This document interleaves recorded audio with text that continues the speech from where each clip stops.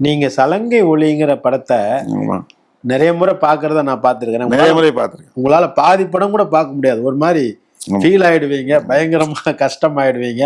அதை ரொம்ப ரசிச்சு பார்ப்பீங்க. அப்படி என்ன அந்த படத்தில் உங்களுக்கு பாதிப்பை கொடுக்கிறது சார்? அதாவது ஒரு என்னன்னா, ஒரு அற்புதமான கலைஞன், அவனுடைய கலை வெளியில தெரியவே இல்லை, அவனுடைய திறமைகள் வெளி உலகத்துக்கு தெரியவே இல்லை.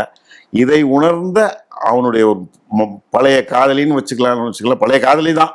அவன் வந்து தன்னுடைய மகளை வந்து இவன்கிட்ட வந்து கற்றுக்க வச்சு கற்றுக்க வச்சு அவருடைய அவள் மூலமாக அந்த திறமை வெளி உலகத்துக்கு தெரியட்டும் அப்படின்னு சொல்லி அவள் வந்து அந்த மகளை அவங்ககிட்ட அவளுடைய கணவனை இறந்துட்டான்றதே சொல்லாமல் அவள் வந்து குங்குமம்லாம் வச்சுக்கிட்டு அந்த மகளை அவங்ககிட்ட சேர்த்து அவள் கஷ்டப்பட்டு அவர் அந்த பொண்ணுக்கும் அந்த நடனக்கலையை கற்றுக் கொடுத்து அவள் பெரிய ஸ்டேஜில் ஏற்றி பெர்ஃபார்ம் பண்ணும்போது அவர் கடைசியில் உயிரை விடுவார். அதில் எண்டில் அவர் போடுற அந்த கார்டு தான் ஹைலைட். எண்டு அப்படின்னு போடுவார். அது உங்களுக்கு ஞாபகம் இருக்குன்னு அதாவது கமல் சார் இறந்துருவாரு. அப்போ ஜெயபிரதாவும் அவருடைய கமல் சார் ஃப்ரெண்டு சரத்பாபும் வந்து வெளியில் ஆடிட்டோரியம்லேருந்து வெளியில் கொண்டாடுவாங்க. பயங்கர மழை பெய்யும்.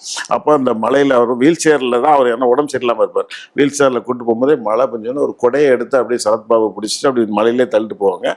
அப்போ அப்படியே ஒரு கிரேன் ஷாட்டு, கிரேன் அப்படியே மேலே போகும்போது எண்டு அப்படின்னு வரும். அப்புறம் பார்த்தீங்கன்னா எண்டுக்கு முன்னாடி நோ அப்படின்னு வரும்.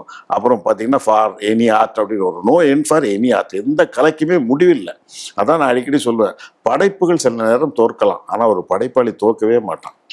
அதுதான் ஒரு உன்னதமான படம் அது சலங்கை ஒலி. அதில் வந்து அவ்வளவு தலை சிறந்த ஒரு கலைஞன் இந்த சமூகம் அங்கீகாரம் கொடுக்கல, அவனை கண்டுக்கல அப்படின்றது பல பேரை நம்ம பார்த்துருக்கோம் இல்லையா?